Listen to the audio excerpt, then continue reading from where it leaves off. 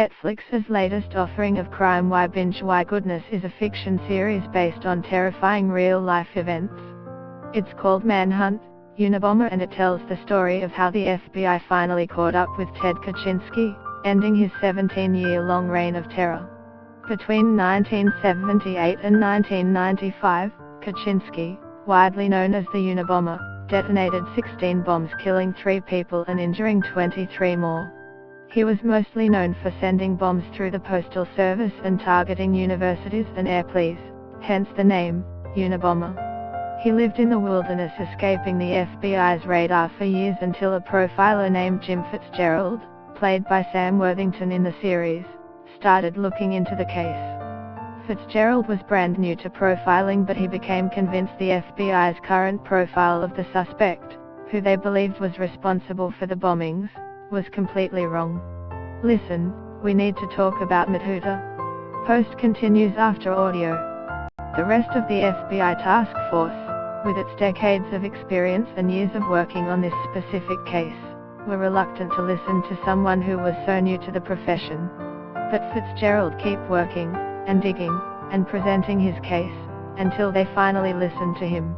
He slowly and carefully put the pieces of the puzzle together until they revealed the man he was searching for. Unlike the rest of the FBI, Fitzgerald believed the Unabomber was university educated at a PhD level, that he was highly intelligent, and that he would be living as a loner on the outskirts of society.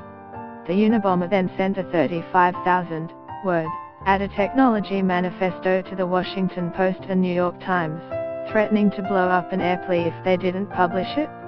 While the rest of the task force believed they shall cave to the Unabomber's demands, Fitzgerald thought that's exactly what they needed to do to catch him. He believed the key to tracking down the Unabomber lied in analyzing the language he used in his manifesto, thinking there would be language clues in the manifesto which would reveal the type of person, or even the specific person, who wrote it. He was right. After the FBI released the manifesto to the public in September 1995, Kaczynski's own brother came forward and named him as a possible suspect. The FBI honed in on Kaczynski, slowly and carefully making their case, and eventually apprehending and charging him, ending one of the longest manhunts in FBI history. They found Kaczynski in his cabin in rural Montana, where he had been living as a hermit after abandoning his promising career as a mathematician. Listen, Pitch Perfect 3 and everything else you should be watching this week.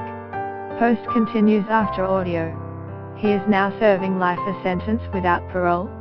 You'll probably know the basics of this story going into Manhunt, Unabomber.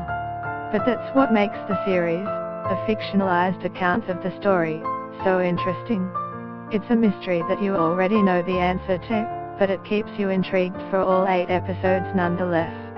While you may know who Ted Kaczynski is, you probably don't know what made him into the monster he became. All the little events that shaped the man who decided to live a life of solitude and dedicate himself to a greater cause that ultimately achieved nothing but the pointless deaths of innocent people.